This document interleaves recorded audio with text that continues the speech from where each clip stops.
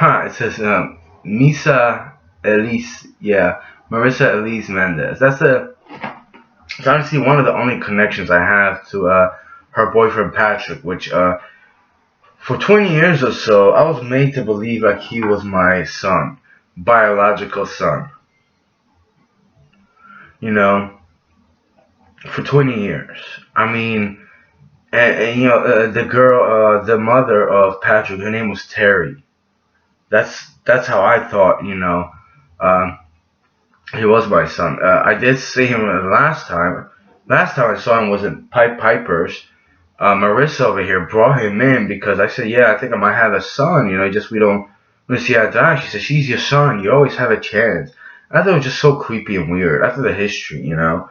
And she said her boyfriend's name was Patrick. He was half, I think half Polish, half Puerto Rican. So I thought it was like, this is a crazy coincidence. But I said, all right, I talked about it. It's one of the reasons why I told her that. I want to see her reaction on her face.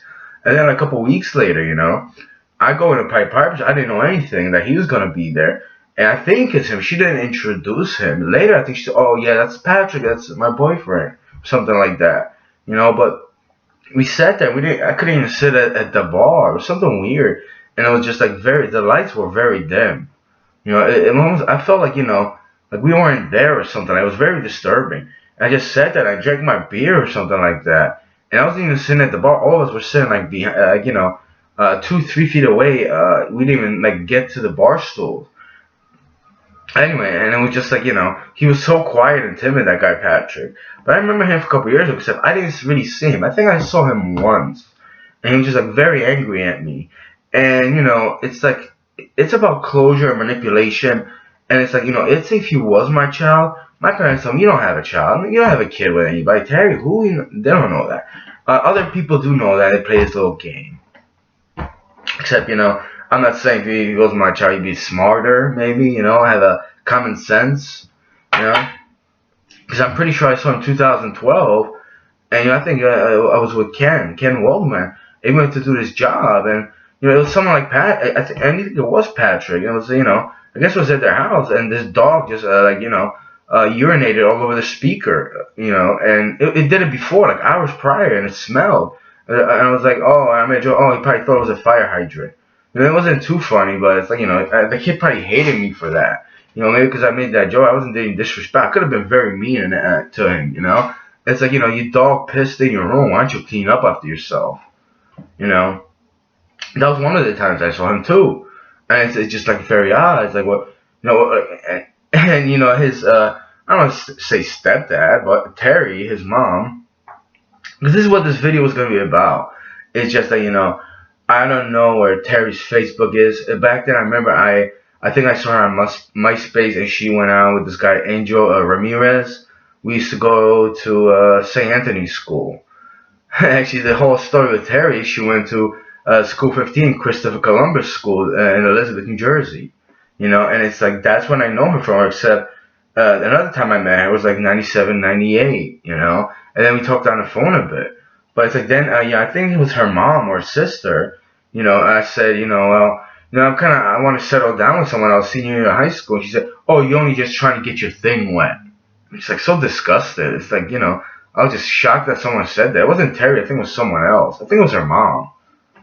Someone like that. I was just very creeped out and disturbed by that. I mean, when you're young, yeah, I mean, you're with a girl, let's say, when we weren't in a relationship, we were just talking about, yeah, I mean, you think about sex, right? But it wasn't just that. Like, Terry, she just creeped me out. She had these, just big, gigantic lips. She was just disgusting looking, and she never really spoke anything when I once met her. She had this big Penn State jacket, and it's like, she was just so unattractive. And then, she would just always write about, like, how she knew she was intuitive and this and that, and she just gave me the creeps. This video should be way long. I'm just not gonna get into the details in this video, but this girl right here, I think that's her kid. And, ironically, I don't know to full extent if I know 100% sure, there's something weird,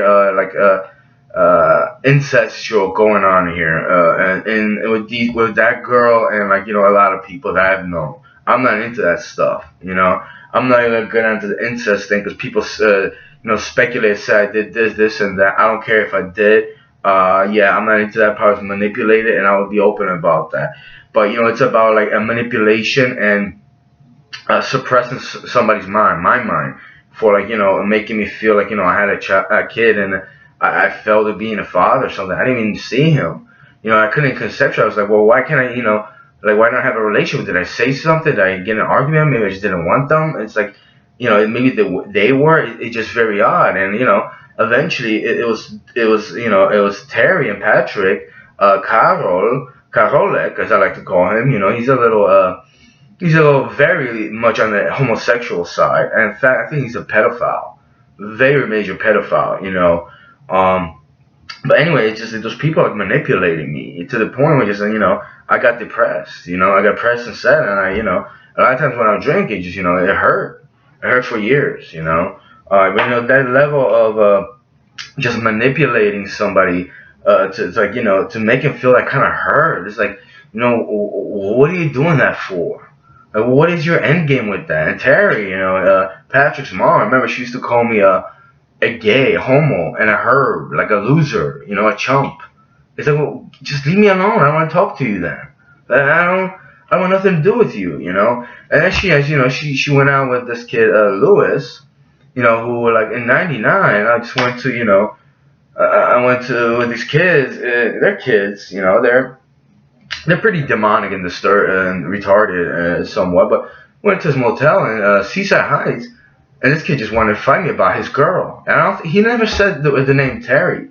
He just said, you know who it is, you know what's going on. I was like, what the fuck? Who are you? This little kid Lewis. I never used to. Maybe I saw him once or twice, you know. And then like we had this like little skirmish. It wasn't even a fight. I don't think he even hit me, or maybe he kind of. I don't know. He hit me on the lip. I don't think it was even that. Something else creepy and demonic happened. Some people got hurt, including me. And I mean, it's like what the hell are you talking about? You really in love with Terry? Then just leave me the fuck alone. Or talk to me like a human being. This, and that. And then 2 years later, I see the same kid in 2001. I think it was August or July in 2001 on Scott's Avenue here in Rahway. He was staying at the house that this guy John Goski was remodeling. Him and Terry were just staying there, and like he said she's pregnant. She had just two infants. And then, he calls me, so I come over to the house. I thought it was this guy, Ruben. But it turns out it's him. Except, I think I saw Ruben, and we're walking around talking. He tells me the story. And then we come back, and, actually, as soon as I open, and I knock, he opened the doorbell, she starts yelling. I knew it wasn't Jane with some other chick. And she's like, yeah, you're going to be like that faggot, always going out with guys? Like, what the fuck is that shit? Like I was not even in a relation with you. You call me a faggot and you go around telling people that? You defaming me angrily like that? And then we leave and then we come back. She want to get Dunkin' Donuts coffee. That little kid, Lewis, right? I was like, alright, well, yeah, let's get coffee. I didn't even want any coffee. I don't think I had any coffee. And then we come back and we see her and she's on a stretcher. She's like creepy, demonic looking. Terry. I don't even know her last name. I know she had a sister. They were both blondes, And she's yelling, faggot, this and that, on a stretcher, putting her in an ambulance. Like she had a psychotic breakdown or something like that. And I just left. I just went home.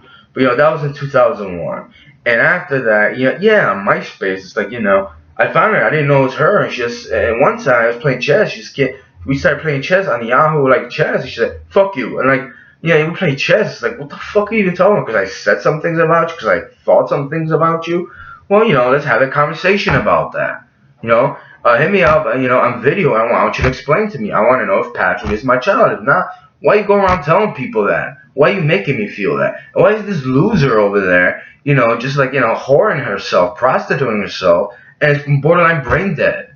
And, she's a nurse. Yeah, that's another problem you have with the healthcare system. It'll never be right if people like that are with, trying to assist people. Who knows what their mentality is? That's one of the reasons why I don't want to go to the hospital. I don't want to go to the doctor. Because individuals like that and her mommy, or her mommy-in-law, because I think Terry's a nurse too. It's sadistic, it's creepy. It's like brain dead people taking over the world. And they did that to me for decades.